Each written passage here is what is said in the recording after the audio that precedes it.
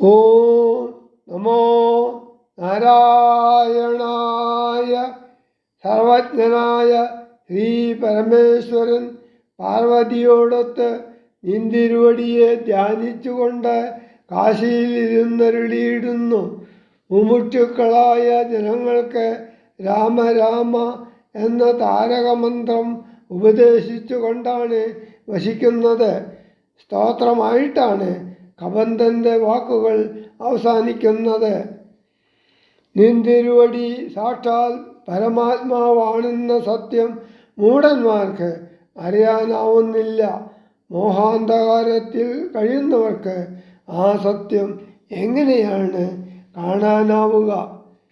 യോഗീന്ദ്രഗമ്യമായ പരമാനന്ദം ലഭിക്കുന്ന പദത്തിലേക്ക് കബന്ധനെ ശ്രീരാമൻ ഉയർത്തുന്നു.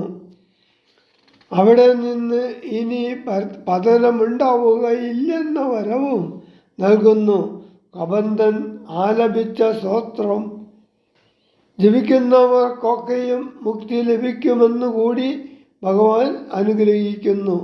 തൻ്റെ ദേഹം ദഹിപ്പിച്ചു കഴിയുമ്പോൾ സീതാദേവി എവിടെയെന്നു കണ്ടു പിടിക്കാനുള്ള മാർഗം ചൊല്ലാമെന്നു പറഞ്ഞതനുസരിച്ച് മതങ്കാശ്രമത്തിലെ ശബരി തപസ്വിനിയെ സന്ദർശിക്കണമെന്ന് പറയുന്നു.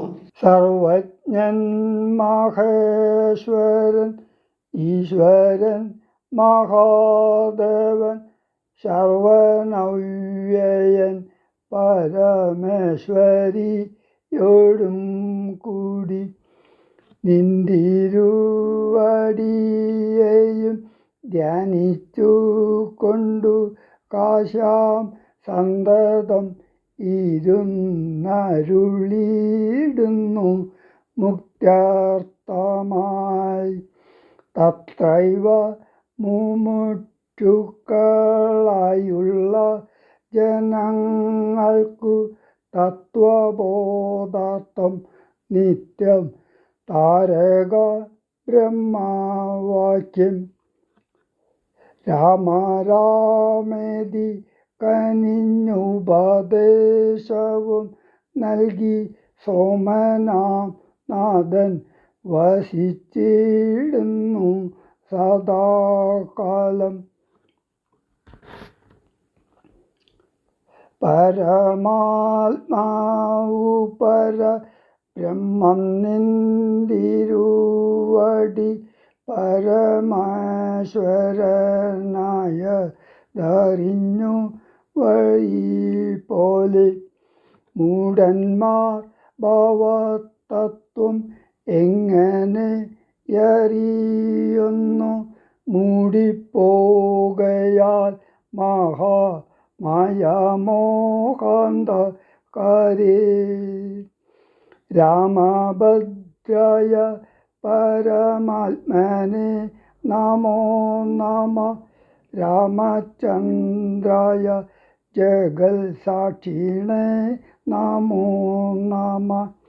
പാഹി മാം ജഗന്നാഥ പരമാനന്ദ രൂപ. പാഹി സൗമിത്രി സേവ്യ. പാഹി മാം ദയാനിധേ. നിന്മഹാമായാദേവി എന്നെ മോഹിപ്പിച്ചിടായി. ഗംഭുജ വിലോചന സന്തതം നമസ്കാരം.